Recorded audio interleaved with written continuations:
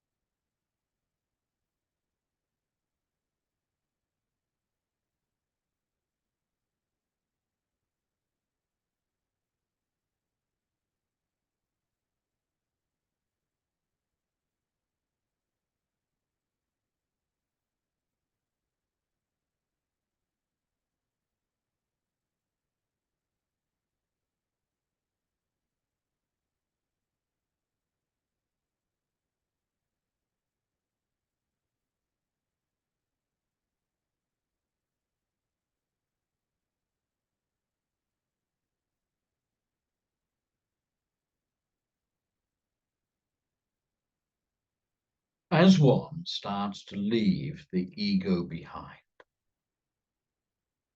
and starts to search for soul goodness that the soul knows exists deep within its bowels of self, yet constantly strives to look for all that it needs in the physical world.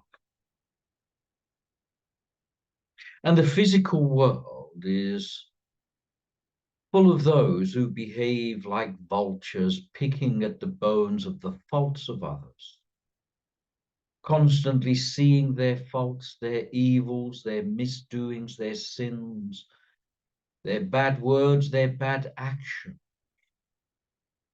and picking them over and over and analyzing. and seeing this repeatedly in the world around them as they forget to look for the inner journey.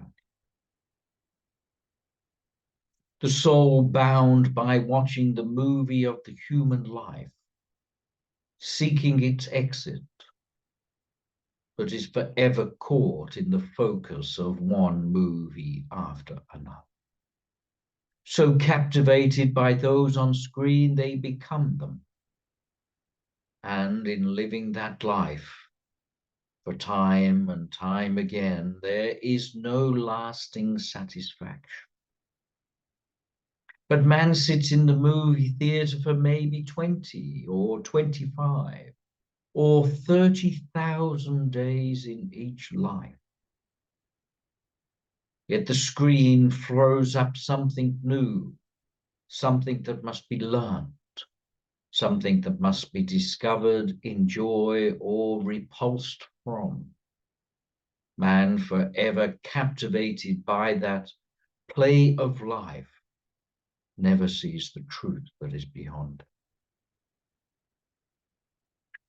And forever in that movie theatre, with only just short breaks as they progress from one movie to another, each lasting 80 years of the human existence, giving brief satisfaction, but nothing that's lasting. And the soul is caught in discovery of the self in the exterior world. But the soul is looking for for soul goodness that is forever there. And over a period of time, the change from what was traumatic into beautiful begins to occur. And in watching those movies, the soul changes its style, what it is interested in, and how it will discover its own truth. And this changes the vibrations of those which are watching. And the vibration then comes to a time in the clock, which we have described before as being at 6:30, where the soul lets go of the desires for defensiveness, for protection of self, for protection of body, protection of asset, protection of its plot in life, and then picks growth that it must determine what is the way to explore still further.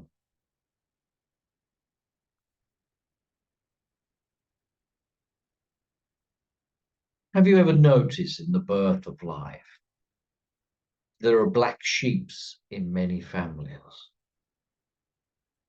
That great men do not always deliver great sons. And the son fails to deliver to the quality of the father. And in humans' lives, there are often a literary family that one child grows up not liking literacy. Or a musical family that one child grows into being an adult and yet does not follow the path of music. They're a family of introverts with one extrovert. And of course, the opposite is true as well. Why is it that one is born so differently, yet the environment for all siblings is the same? Why is it there are 4 children in a family and all children have very different personalities? Why is it the environment does not change, but the personality does? It has nothing to do with the environment, or the environment has so little impact. It is the mind which carries on from lifetime to life. That when releasing one life, soon picks another. and brings with it memories, personality, desires, and the need to play the play one more. And this ensures birth after birth, but the soul is forever chasing salvation.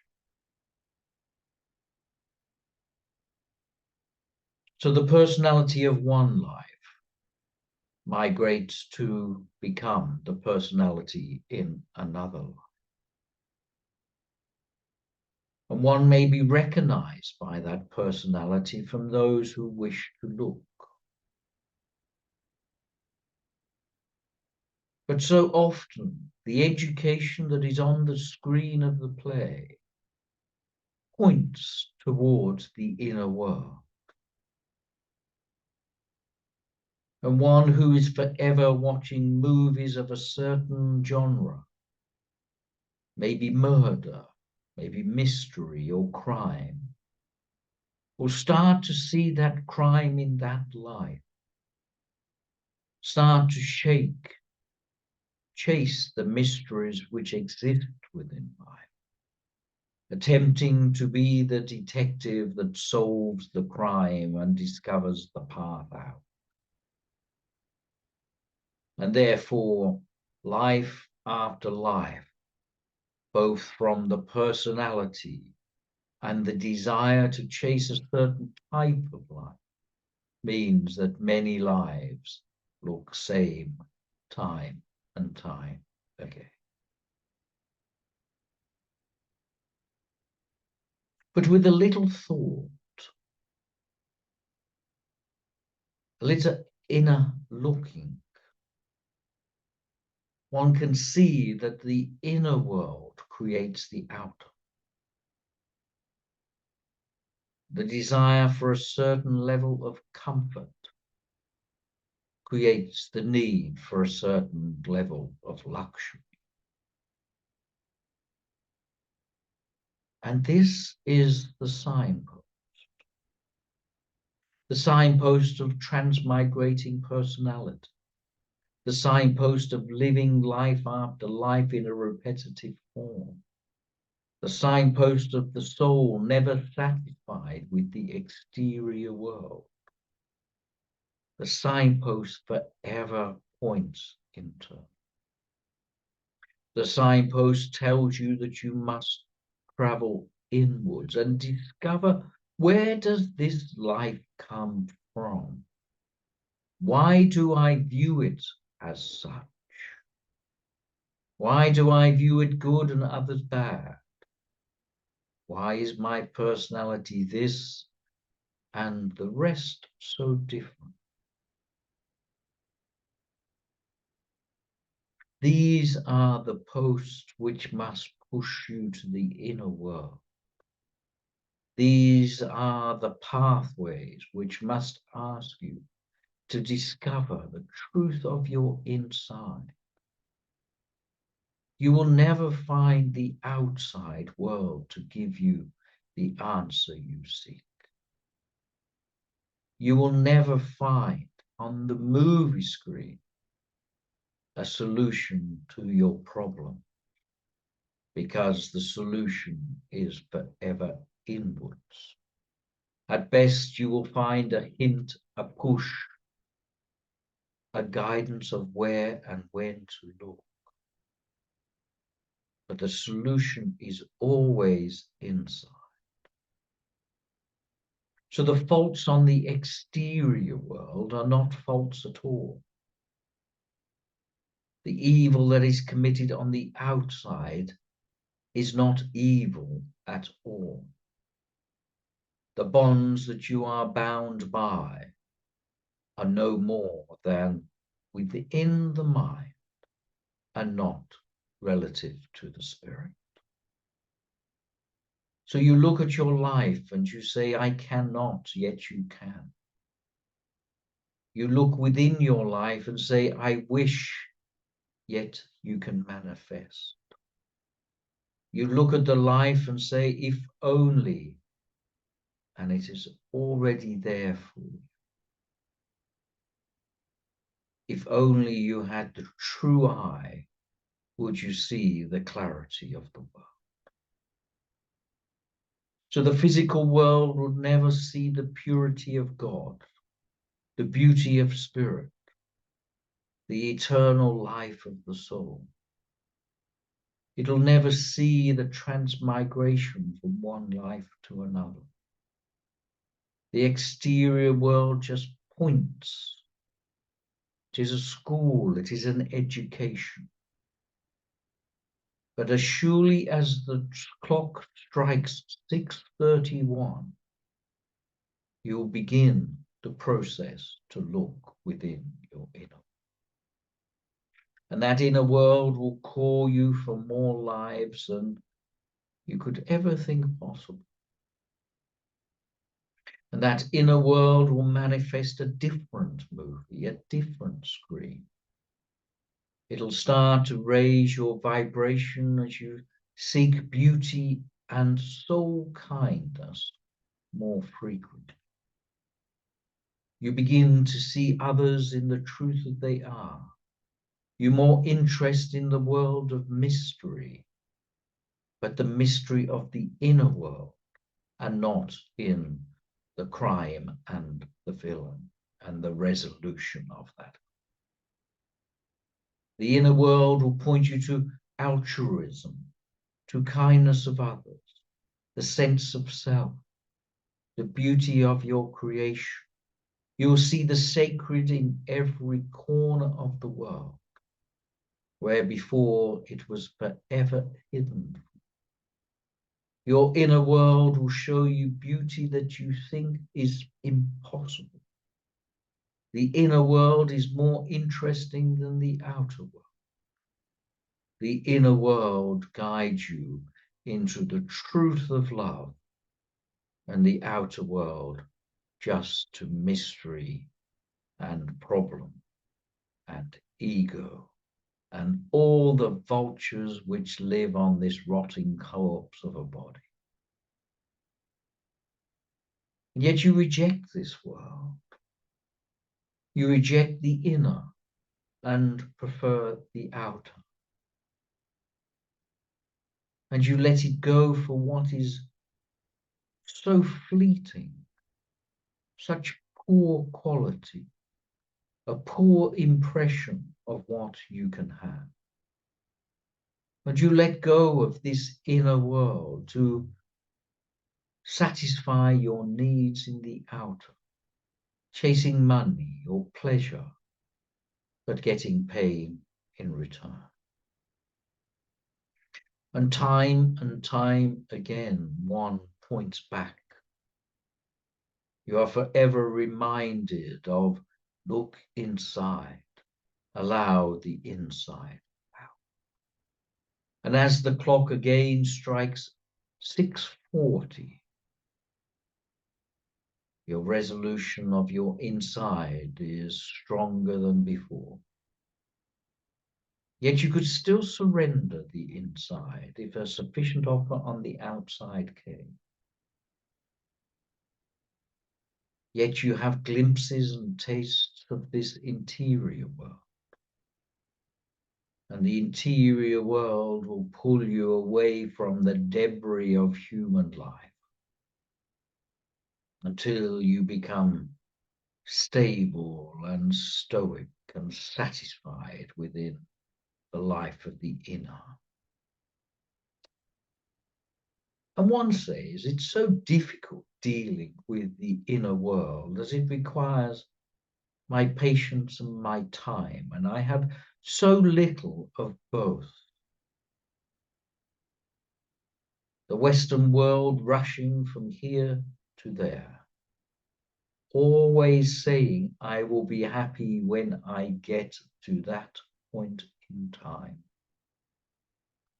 Forgoing the happiness now for a perceived happiness later, an acquired happiness which must be so special, so expensive and so rare, yet is freely given in the inner world. But this constant calling inwards, a call from your destiny to bring you closer to your destiny. A calling of the inner world which pulls you like a string forever pulling at your waist and your heart, pulling you in, pulling you back, pulling you to your truth, pulling to all that you need is here. And at this time, the true guide appears to the man and says, "Come with me. Let us walk together." As we walk into infinity, into the boundless love, into the glory of the non-physical world. The desires for color, for peace, for the tranquility of the soul is shown in glimpses as a taste for the permanency that the soul requires. So man gets glimpses of peace, of hope, glimpses of permanency, glimpses of their life outside of the flesh to reveal the truth that is solely there. So the movie on the screen then satisfies the man very little. And the inner world is so much more interesting. And the inner world pulls the man forever deeper as they believe and see and glimpse and sniff out this beauty that is available.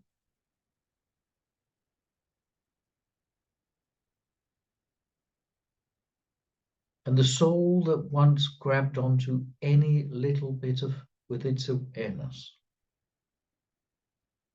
thinking that the beauty is in the apple or in the tree or in those beautiful verses of a poem, starts now to see that was indeed true, but not in the way of acquisition, but in the way of sharing and of giving, of satisfying the needs of others rather than the needs of self, of living their lives not for their benefit. That is not a life worth living.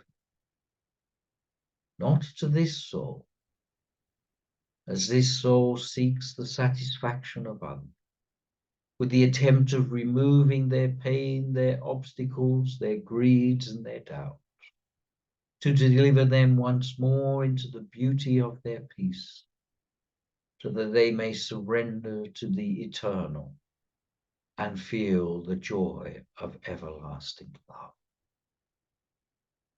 So the soul then picks itself up and leaves the movie by the exit, never to return, to only sit within the beauty of the eternal spirit. And so the soul decides never to be born one more time, but only to live in what it knows to be life everlasting. And in making this decision sits in this newfound world, seeking deeper truths, letting go of what was once craved so much, surrendering the darkness to reveal the light, surrendering the pain to reveal the truth, surrendering the agitation to reveal the contentment of where it truly is. And the soul must then look deeper still, rather than looking at what is internal and not working, to look at what is looking at itself. to reveal the inner truth of perfection, and then knowing that all is well. The boundless love now springs forth, not as a glimpse, not as a whisper on the breeze, but rather as a torrent that knows no boundary, a torrent that has no banks like a river, a torrent that must fall over the cliff into the beauty of a waterfall. This love is not like anything that could be experienced as this world, because the human world thinks it is within the acquisition of something external. And this but gives a mere glimpse of the possibility which soon, all too soon, passes away from the living being. And this I promise you all. I promise with 100% certainty. Not a if, a maybe you could, but I will give to you. And I do not give it on condition. I do not give it with any doubt.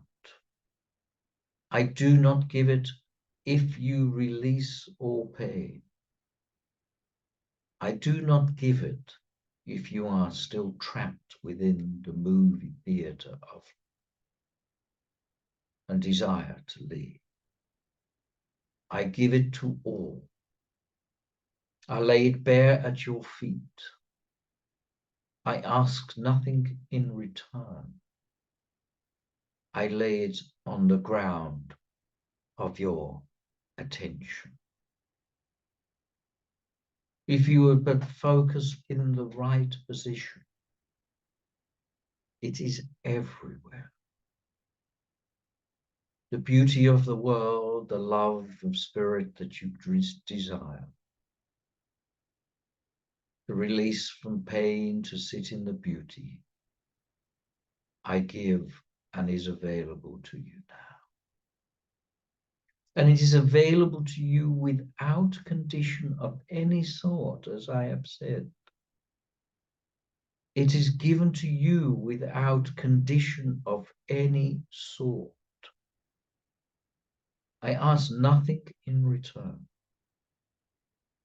It is laid there, waiting for you to scoop it up,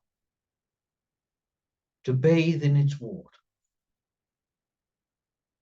to let it flood you like you truly want. I give it to you without condition. You but need to collect this.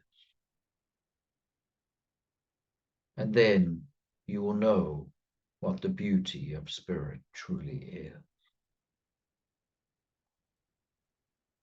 And then, even though you have a choice, you go back to the movie theater of the world. And you talk to the audience and not to the screen and say, I come into your dream to wake you up. And you offer to them the love, the beauty, the peace. You offer to them the wisdom of one who knows. You offer to them the direction and the breadcrumbs for the trail towards the exit into truth. You give it not because it is yours to give, but yours to share. You share in your heart, with your heart, from your heart. Not for my benefit, but for thy benefit. And you say to the others, come, let me show you the way. And many will reject you and walk in the opposite direction,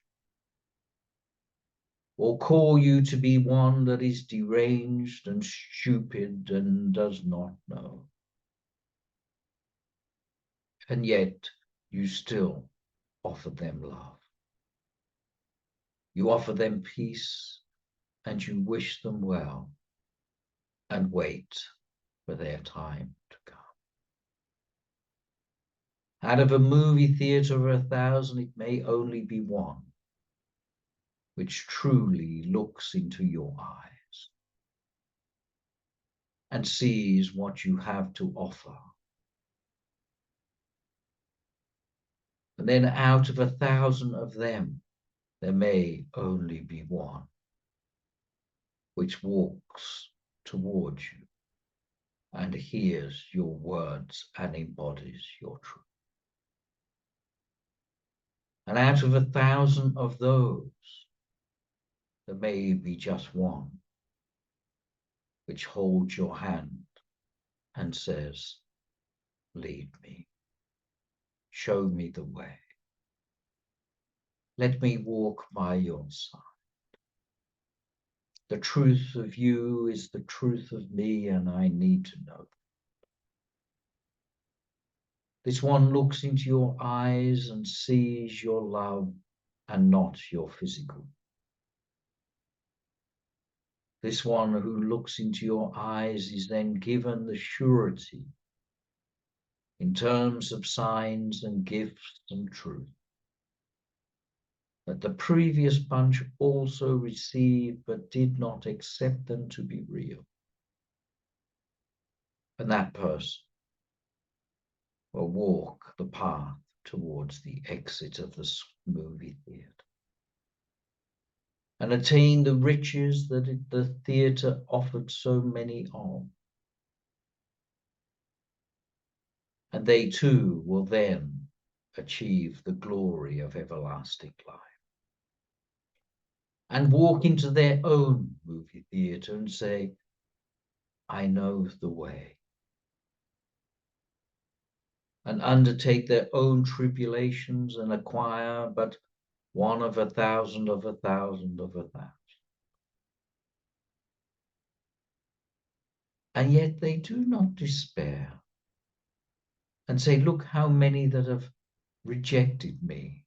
Rather, they look at how many have accepted, knowing that the balance, those that reject must one day accept. And so this is not a sport of numbers, but rather a trail of hearts. It is not a sport of what must be acquired, but what must be released. It is not a journey towards purity, but how much purity is in the journey. Every man has a turning of the clock, and their time will dawn, as their very vibration must raise to such a level that they must be prepared to look towards life on the other side of the clock. And those that sit here now, either listening in live in person or to the recording later, you are somewhere after 6:30. You are somewhere in that second half of your existence. You may have lived 1,000, 100,000, or 1,000,000 lives before now. But how will you live the balance of your time? You must bring this newfound growth and personality from life to life, gradually ticking your clock along its progress towards its finality. And in doing so, influence others to raise their vibration, to live truly, to turn from a life of the exterior to the interior, to turn from a life of satisfaction by the world into the beauty of the inside. And one day you will return back to the theatre with your backs to the screen and call to those and wait for which is the one that will look in your direction. Such is the life of one who is to guide others, not looking for many, but looking for the individual.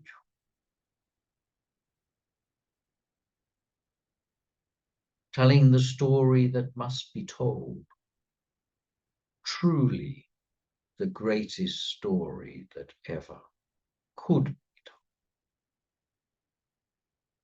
No matter how mysterious the physical life can be, the glory of spirit is so much.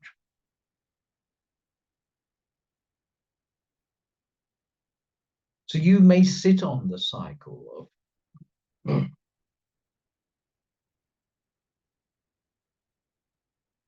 you may sit on the cycle of repeating births, or you may step away from it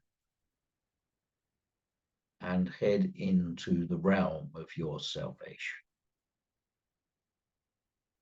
There are few that are in the exterior world which would truly say that they wish to live another time. Most say, I will not return if I have the choice. But those that get that glimmer, the glimmer of light and love and peace and joy, will know the compulsion to the exterior world and the beauty of the interior, and must bring the two closer together. So then you get the black sheep of the family, one whose personality from one to another is so different,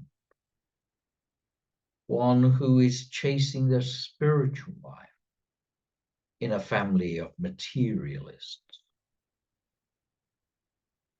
And they see through the egos of others, the egos of morals, the egos of business, the egos of religion, and the egos of culture, of corporations, of countries and governments. They see through all of these egos and feel revulsion. Do you not know the truth? And all of your eyes have been lifted skywards, not from the bounds into the boundless, from those which are forever repeating into those which are free evermore. So your life now hangs in a choice. And I give to you regardless of your choice.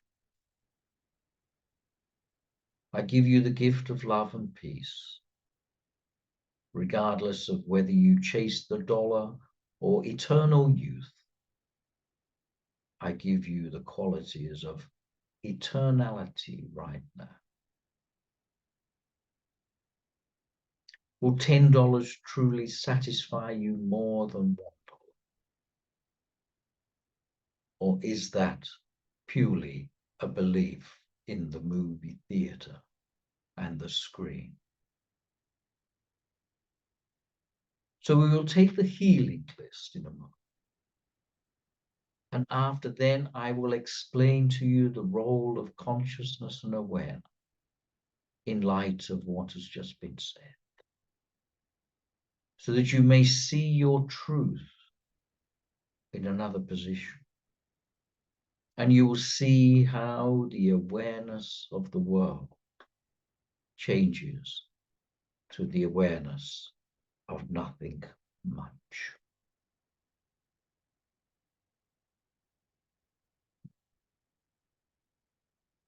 So, Brandon, may I have the healing list of names now?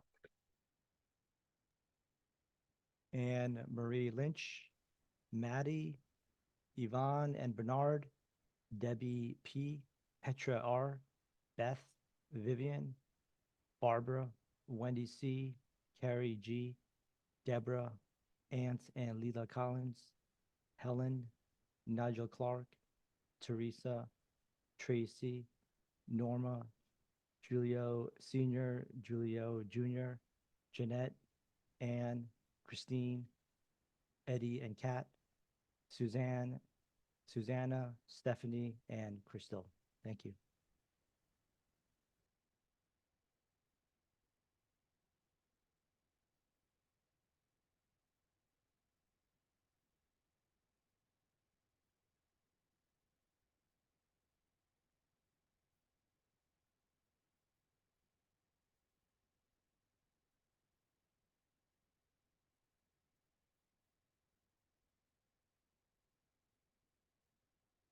For those of you which are undertaking a path of meditation, a path of stilling the mind and giving yourself the choice of which side of the veil you decide to live from. Often that meditation practice is given to ones with a mantra.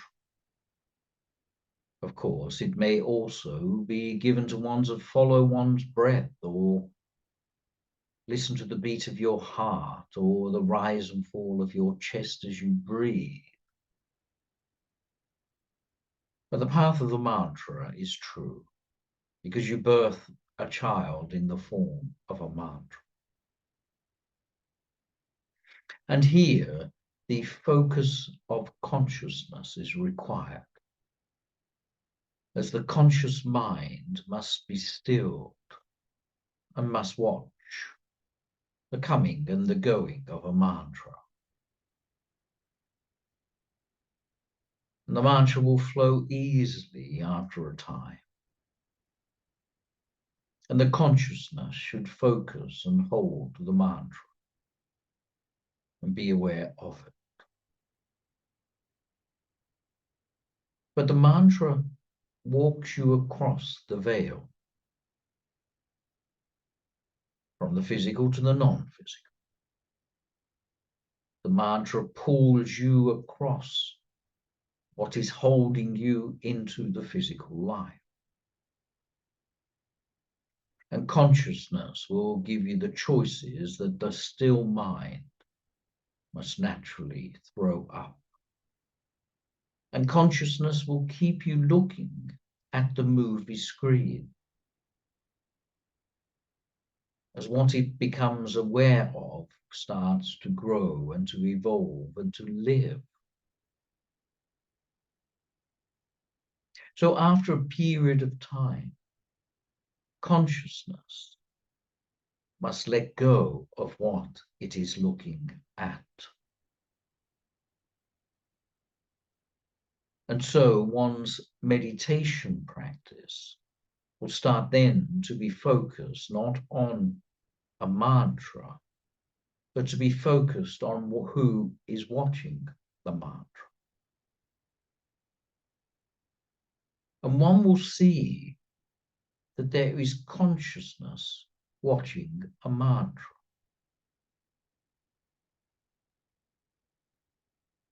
And will see your times of focus on that mantra.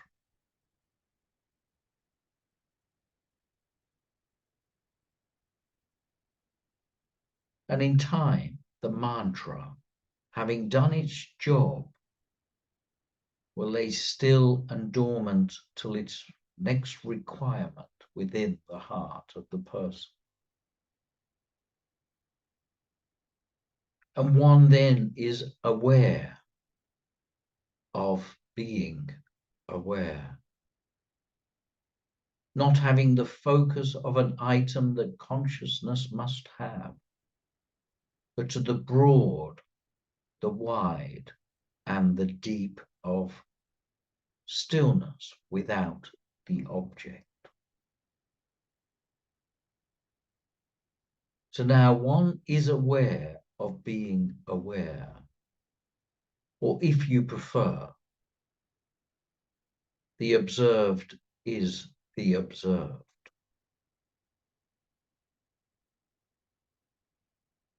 So now one is just aware, and there is a merging at this point of awareness and object becoming one.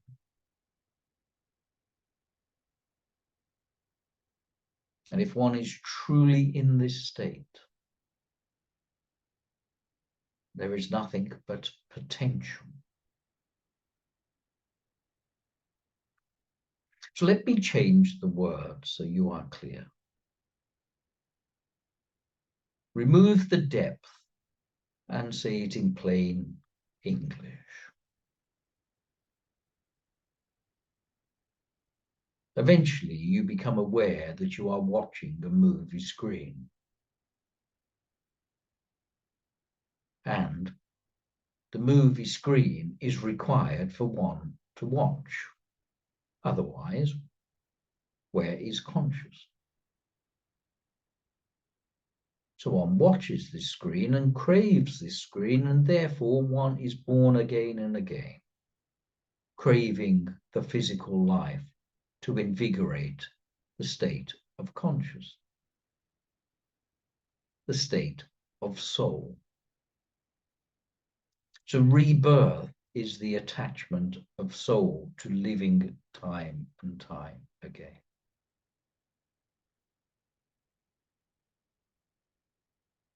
But the soul knows that there is spirit, and eventually looks internally and holds its focus internally. And the physical world has been forgotten forevermore as awareness or spirit, pure potential, is available to all.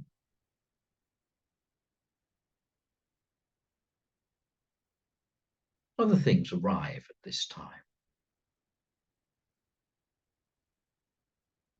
So in the groups which we talk about later in the week, we progress one's meditations and how to go from the limitation of consciousness into the potential of awareness. And then there is no choice for love to come.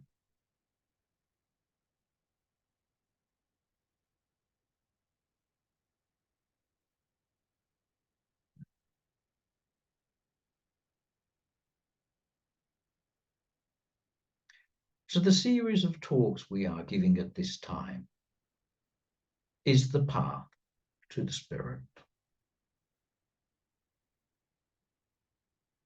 In the classes, we are taking those through their own journey towards this spirit. We are letting go of the word spiritual, spirituality.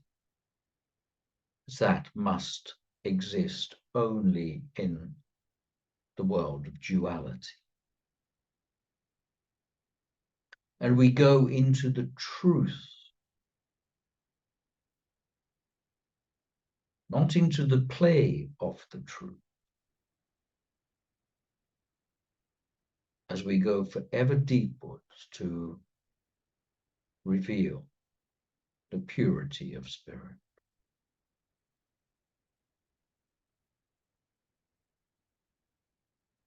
Now I must leave you with that simple phrase. I lay at your feet the unconditional love that you need and want, and I ask nothing in return. It is yours if you decide to take it. You must pick it. Will your eyes be looked to the one that calls and wants to lead you to the exit? Or the false pleasure on the screen of the movie theatre?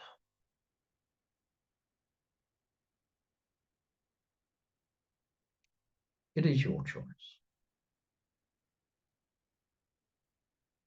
God bless you.